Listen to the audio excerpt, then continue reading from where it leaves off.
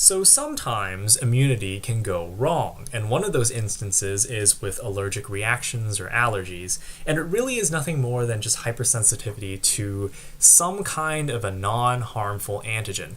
So imagine you have a flower that tosses out some pollen, and then you breathe in that pollen, and the pollen ends up in your bloodstream.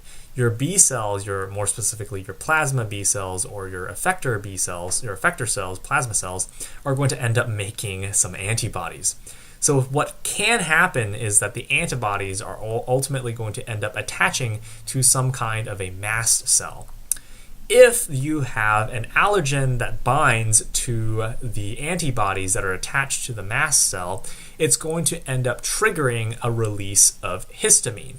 And this histamine is going to induce inflammation, which is part of the reason why if you have an allergic reaction, you can have a little bit of inflammation.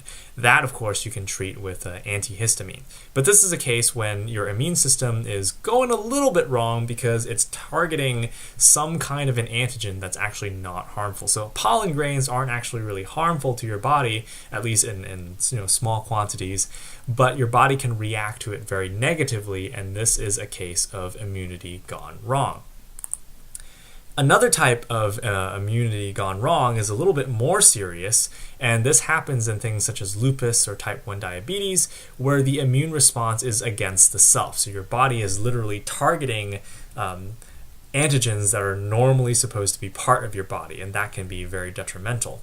You can also have situations of immune deficiency. So we talk about different types such as inherited immune deficiencies through enzyme deficiencies or mutations, as well as acquired immune deficiency. And this is the part where we're talking about things such as HIV and AIDS. So HIV is going to target your T helper cells, and that can ultimately weaken your immune system. Because remember, T helper cells are going to be found both for your cell-mediated response as well as your humoral response. So by targeting the T helper cell, you're basically having the situation where the HIV attacks the attackers, and ultimately it's going to end up causing a weakening of your immune system.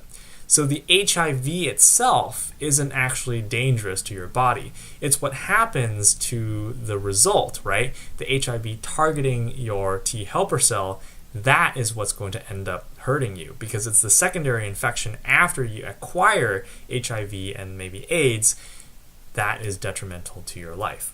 So that's basically it. That's all I got for adaptive immunity. Again, keep in mind about T helper cells, keep in mind about cytotoxic T cells, aka killer T cells. What happens with B cells? What's the difference between cell-mediated and humoral immunity? And just understand, what MHC system is being used and variations between the adaptive immune system as well as the innate immune system. And once you get a good idea of that, the basics shouldn't be too difficult. So I hope you all enjoyed this video. Thanks for watching, and I'll see you in the next video. Oh, and as always, best of luck studying.